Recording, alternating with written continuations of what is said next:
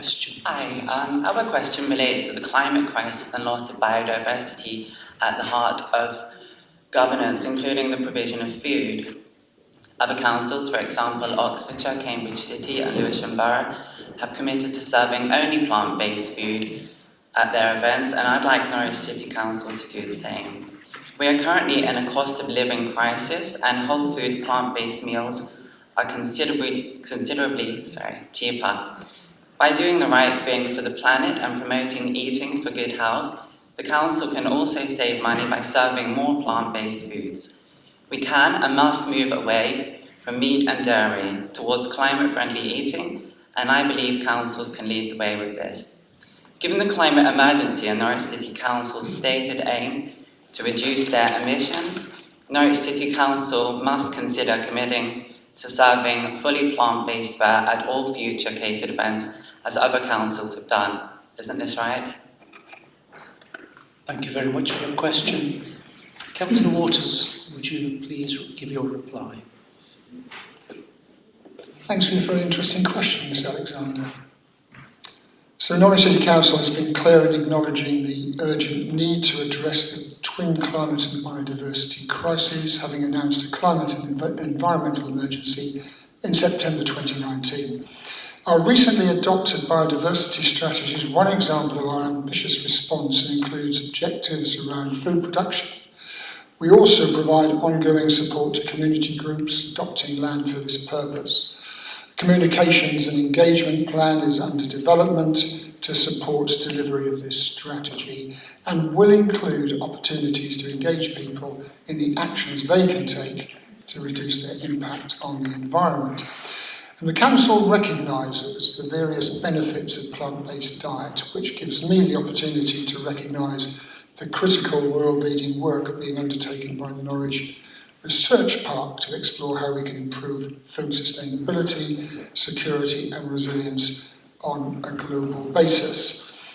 Now, the City Council really provides catering for events.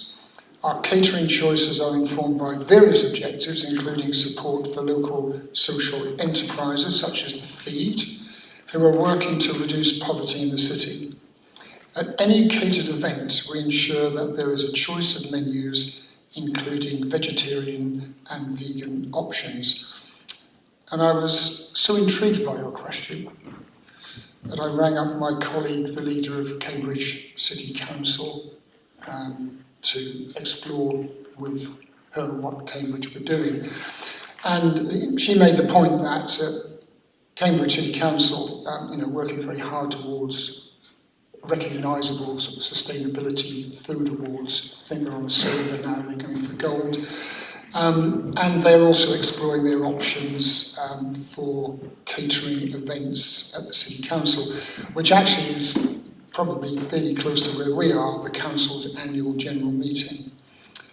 And these possible options, says Cambridge, include fully plant-based or having at least one plant-based option.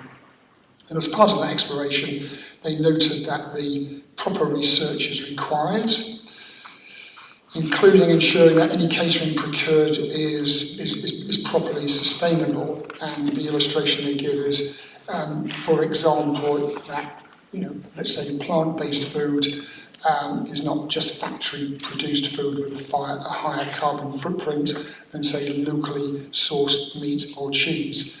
So I think this is a debate and a discussion, and I think there is significant progress being made in the area that you are rightly very concerned about.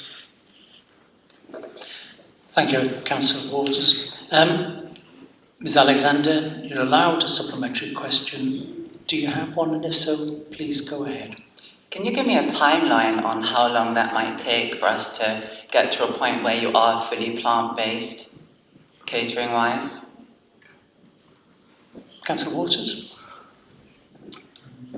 That's a very good question, and I think that comes with the issues around choices available to people. I think it is important as we've demonstrated as a first step that vegan and vegetarian options are always available. And in my experience of going to events, there are more people, there is more demand for that type of plant-based filled.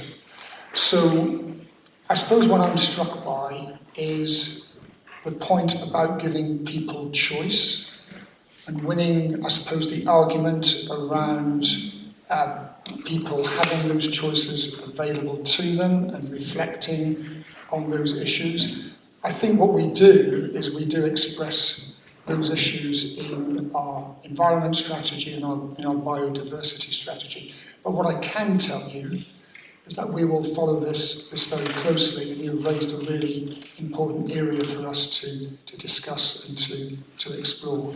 So I can't guarantee you a fixed timeline, but I can guarantee you active engagement by this council. Thank you very much, Councillor Wharton.